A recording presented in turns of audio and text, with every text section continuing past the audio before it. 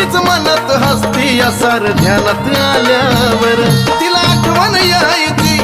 रानावनात राहायची तिला आठवण यायची रानावनात राहायची ताक भाकर खायची